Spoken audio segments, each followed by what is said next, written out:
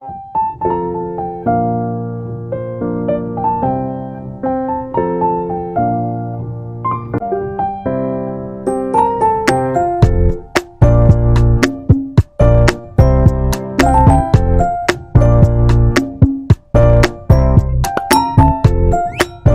everyone, welcome back to my channel Learn with Fun.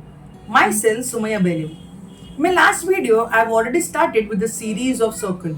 Today, I'm going to explain one important concept of that circle, and that is circumference. Students, you need to understand the concept of circumference in detail. So in today's video, I'll be explaining more concept related to circumference, as well as we will also derive the formula for finding out the circumference in a circle. So, what are we waiting for? Let's zoom into today's video. But before starting with the video, don't forget to click on the subscribe button to get a notification as soon as I post the video. So, let's begin with the concept of circumference in a circle. Before we begin, first let us understand the meaning of circumference on a circle. So, what is a circumference? A circumference is nothing but the outer boundary of a circle. So, this is nothing but circumference. Then you will say, then miss, why it is not called perimeter? Just understand a perimeter. Perimeter is also a boundary of an object, and circumference is a boundary of a circle. But why don't we call this as perimeter? All those shapes whose outer boundary is made up of segment like rectangle, square, trapezium, etc. So those outer boundary which are made up of segment will be called as perimeter. But here in a circle, you will observe it is curve shaped boundary that we are getting. Thus, it is called as a circumference of a circle. So thus, the boundary of a circle will be called as circumference of a circle. So let's understand how much is the degree that we are going to get here. Here the outer boundary here, it starts from 0, 10, 20, 30 and so on till it makes a complete circle till 360 degree.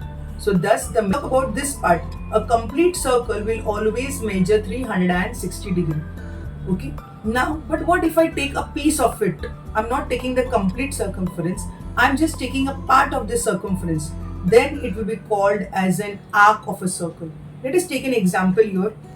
So this arc, this is a smaller arc AB that I have got, and here the remaining part will be called as the major arc. So this arc AB is a minor arc, and this arc ADB will be called as the major arc in a circle.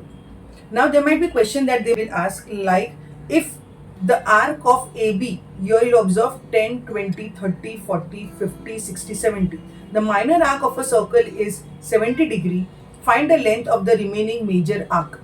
So from this you might have understood that complete arc measures 360 degree. So from 360 you are just going to subtract 70. So you are going to get the value as 290 degree.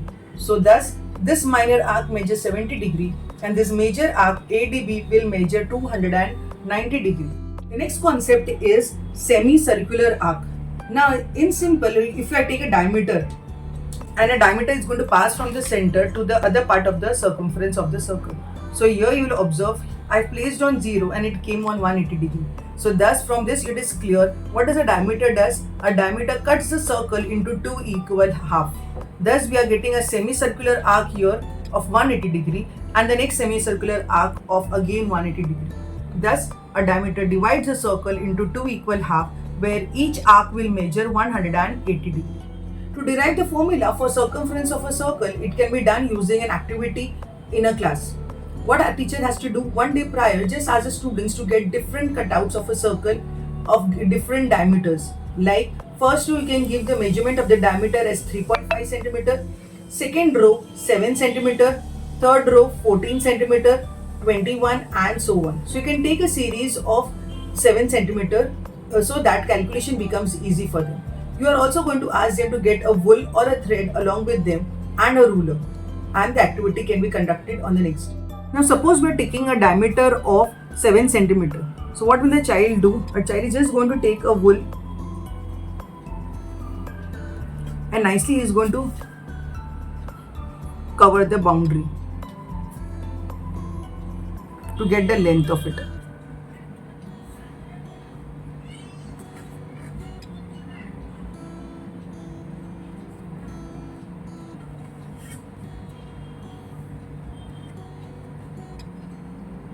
Diameter of a circle this will be the measurement of the circumference. So what he's going to do is, using a ruler, he's going to actually measure how much he has got.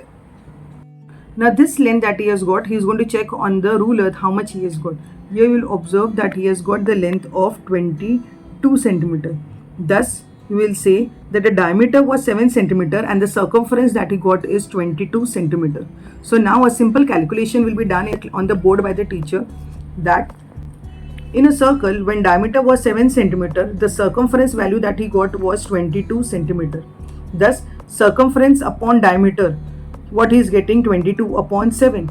But you know 22 upon 7 is a special value, that is nothing but pi. Pi value is 22 upon 7. Thus circumference upon diameter, that was 22 upon 7. Instead of 22 upon 7, now you can write pi. From this we just want to find out the value of circumference.